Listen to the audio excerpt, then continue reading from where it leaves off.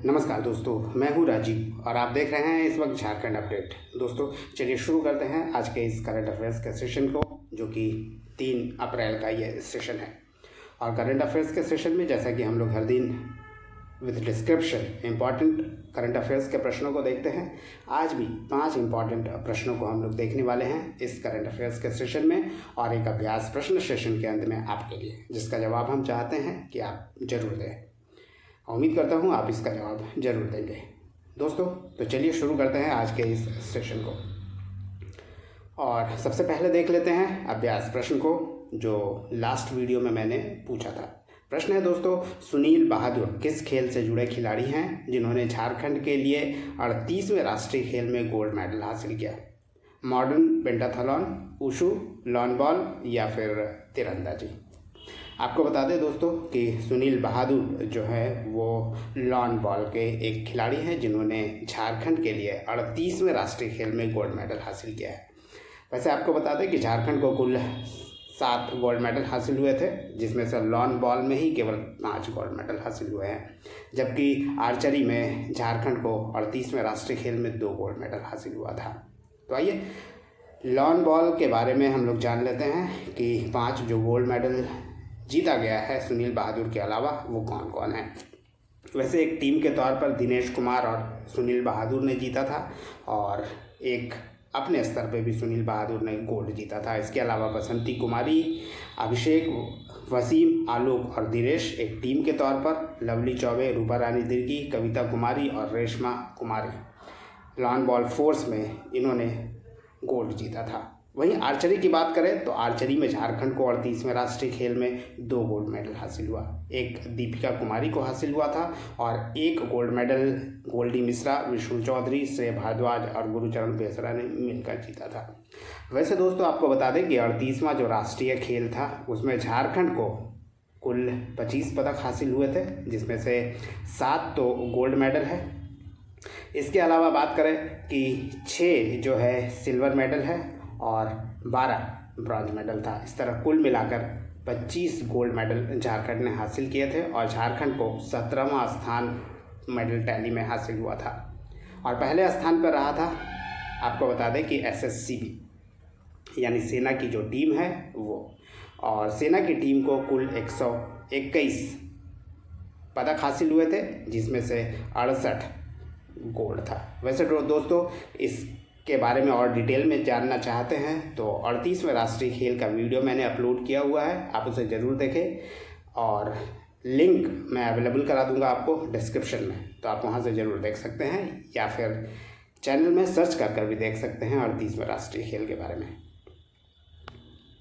चलिए दोस्तों अब कुछ नए प्रश्नों को हम लोग देखते हैं। नए प्रश्नों में आज का जो नया प्रश्न है यह है, झारखंड में सरहुल के मौके पर कितने दिनों की राजकीय छुट्टी की घोषणा की गई है? 1, 2, 3 या 4? दोस्तों झारखंड सरकार ने 2025 में राजकीय छुट्टी घोषित किया है सरहुल के अवसर पर, और यह 2 दिनों का राजकीय छुट्टी होगा। पहले केवल 1 दिनों का होता था, अब इसे बढ़ाकर 2 दिनों का राजकीय छुट्टी घोषित कर दिया गया है। वैसे आपको पता होगा सरहुल एक प्रकृति का पर्व है, हर वर्ष मनाया जाता है।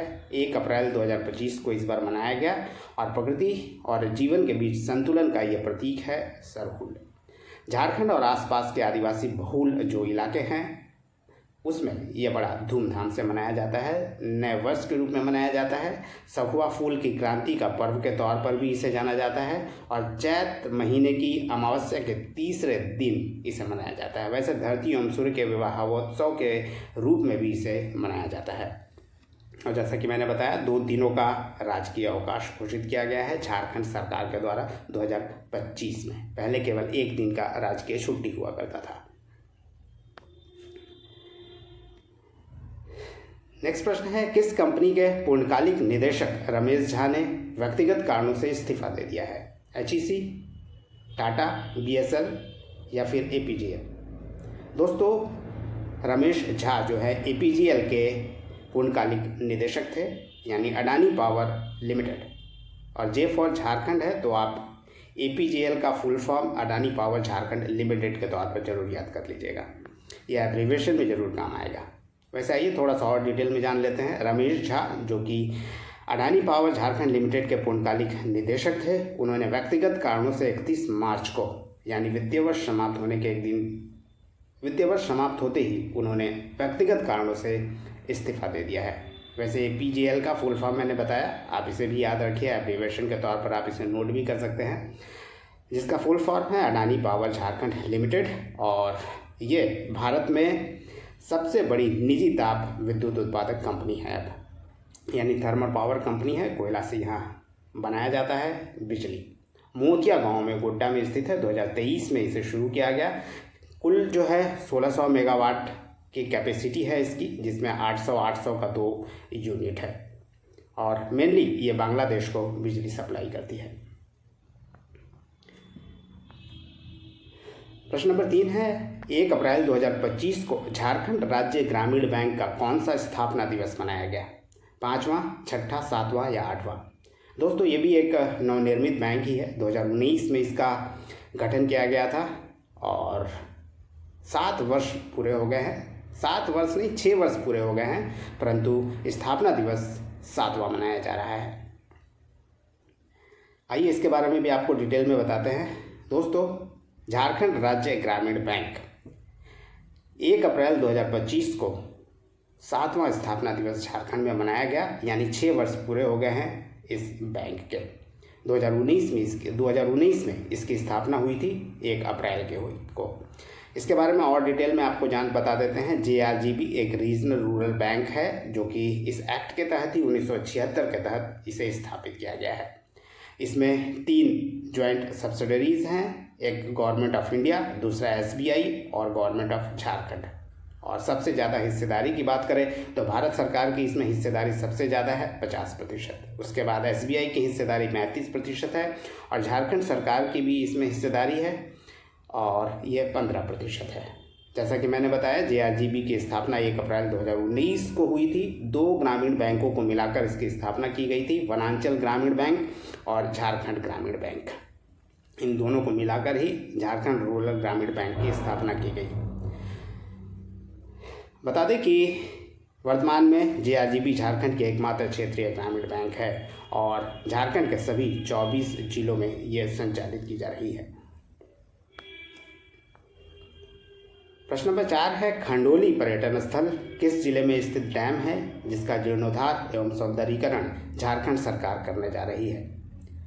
लातेहार, गिरिडीह, खूंटी और कोडरमा। दोस्तों इस खंडोली पर्यटन स्थल की चर्चा भी बजट सेशन के दौरान हुई थी, इसलिए इसे भी याद रखें क्योंकि इसका रेनोवेशन किया जा रहा है, ब्यूटिफिकेशन किया जा रहा है, ताकि जो देश और विदेश के पर्यटक हैं वो इस स्थल पर भी दर्शन करने जाएं। सही उत्तर है दोस्तों ऑप्शन बी, गिरिडीह में स्थित है खंडोली पर्यटन स्थल, जो कि एक डैम है। खंडोली जलाशय कह सकते हैं, गिरिडीह में स्थित है। खंडोली पर्यटन स्थल का सरकार द्वारा जीर्णोद्धार व सौंदर्यीकरण किया जाना है, बहुत जल्द ये हो भी जाएगा। और खंडोली जलाशय जो निर्मित हुआ था 1957 में बनकर तैयार हो गया था, वैसे 1955 में इसका निर्माण कार्य शुरू हुआ था। 2 वर्षों में ये बनकर रेडी हो गया।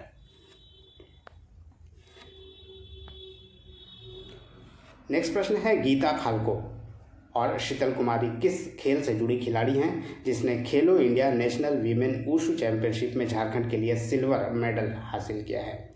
वुशु, हैंडबॉल, साइकिलिंग या जूडो?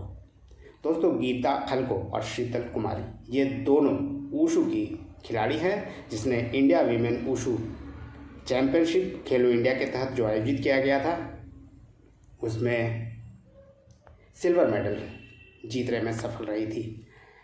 आपको बता दें कि खेलो India national women wushu championship का जो आयोजन किया गया था ये इंडोर स्टेडियम बिलासपुर छत्तीसगढ़ में किया गया था और झारखंड को इसमें कुल 2 सिल्वर मेडल हासिल हुआ और 2 सिल्वर मेडल जो हासिल हुआ है वो गीता खालको और शीतल कुमारी को हासिल हुआ है, जबकि 3 ब्रॉन्ज मेडल भी झारखंड को हासिल हुआ है। और ये ब्रॉन्ज मेडल जीतने वाली जो खिलाड़ी हैं उसे भी ध्यान में रखिए, सुनीता गाड़ी, मीनू मुंडा और संजना कुमारी। वैसे 2 जो पदाधिकारी हैं रिलेटेड वुशु एसोसिएशन से, उनके बारे में ज़रूर ध्यान रखिएगा।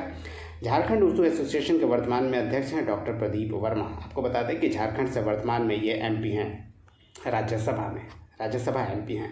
इसके अलावा president wushu association of India की बात करें तो ये जितेंद्र सिंह बाजवा हैं। दोस्तों, ये 5 इंपॉर्टेंट झारखंड से रिलेटेड करंट अफेयर्स का प्रश्न था। अब आपके लिए एक होमवर्क समझ लीजिए, अभ्यास प्रश्न। उम्मीद करता हूँ जिसका जवाब आप कमेंट में जरूर देंगे। और आज का अभ्यास प्रश्न है, प्रेमचंद से आगे पुस्तक के लेखक या लेखिका कौन है जिसका विमोचन 18 फरवरी 2025 को किया गया। Option A Harivansh, option B Ajit Kumar Sinha, option C Rajlakshmi Sahay या ऑप्शन डी नीरज सिन्हा। यह है दोस्तों आज का अभ्यास प्रश्न आपके लिए, जिसका जवाब आप कमेंट में कर सकते हैं। इसे आप डिटेल में भी अगर जानते हैं तो ज़रूर लिख के बताइएगा। नेक्स्ट सेशन में इसे हम लोग डिस्क्रिप्शन के साथ ज़रूर देखेंगे। तो ये था आज का सेशन, उम्मीद करता हूँ पसंद आया होगा। धन्यवाद, फिर मिलते हैं नेक्स्ट सेशन में। तब तक जुड़े रहिए और देखते रहिए झारखंड अपडेट। अगर पसंद आया तो लाइक भी कीजिए और चैनल को सब्सक्राइब कर लीजिए अगर आपने सब्सक्राइब नहीं किया है तो, और शेयर भी करते रहिए। धन्यवाद दोस्तों।